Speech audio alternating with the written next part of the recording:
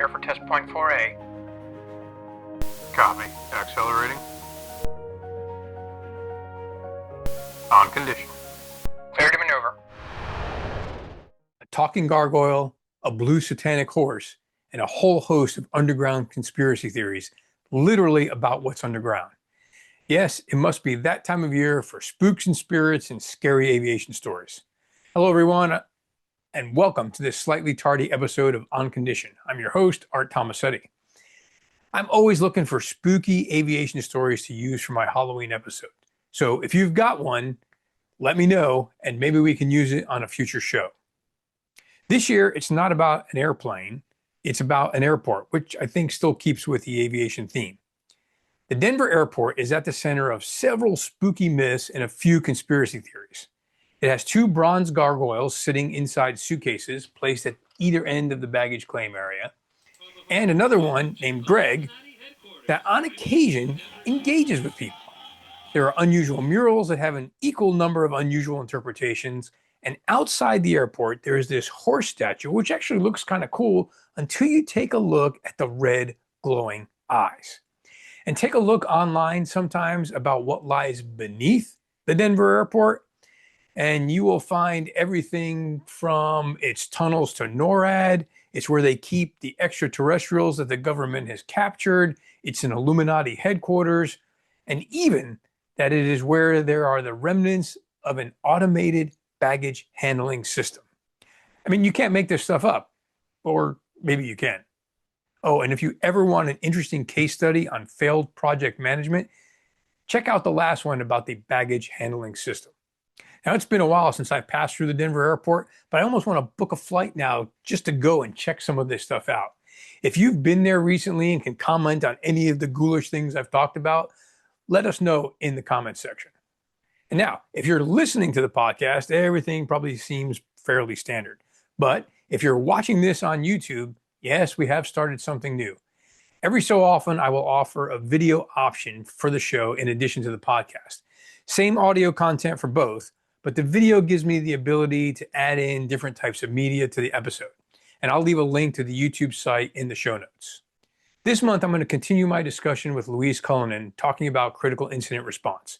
We left off in the last episode talking about some of the benefits of having people within your organization trained to provide critical incident response. And we're going to pick up the discussion with the next steps to take if you or your organization want to find out more. Right.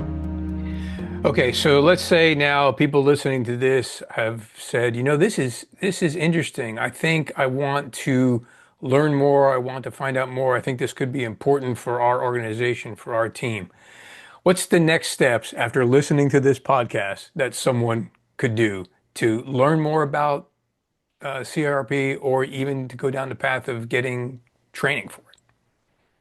So a couple of things. One, it's interesting. I hear from, and I think it's important to touch base with, I hear from a lot of companies, we don't need this program. We haven't had any fatal accidents, which is a huge mistake because trying to put something together afterwards never works as well. It really doesn't.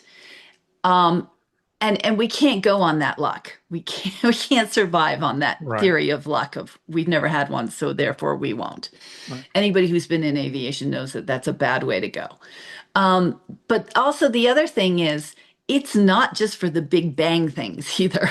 It's for the smaller events, because you never know how that can trigger a larger event from the past, or how we may be perceiving that threat. Because just a perceived threat can be traumatic, even if everything turns out okay.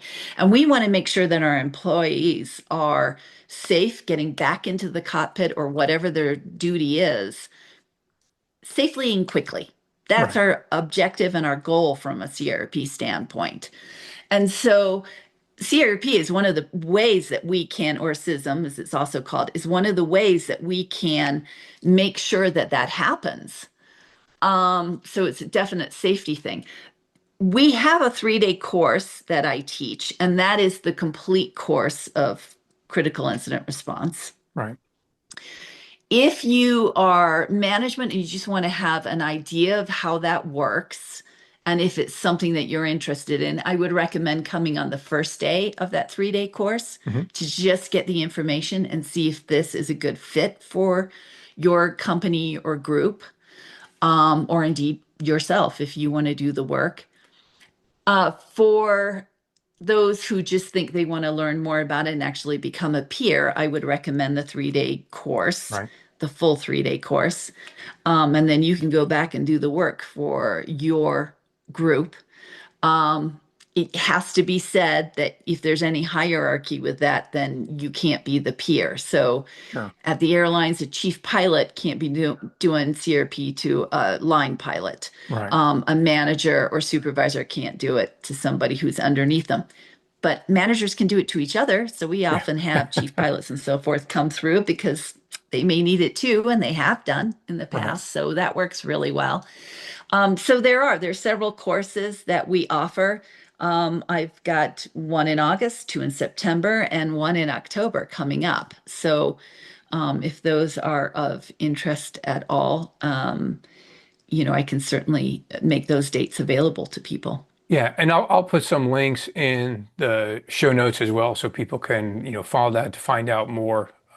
So again, even if they want to find out more just in general about the program, or more specifically in terms of if they want to go pursue getting training in this. And you hit on one other thing there that it's one of my passion points. You mentioned that the people who say, well, we've never had an incident, so we don't need this. And so I can't tell you how many historical examples I can quote off the top of my head of companies that said that the day before something bad happened. The BP oil disaster is a classic example. They had people on the rig that day to give awards because they hadn't had an incident in some number, whatever the number of times was, and that is the day that things went south.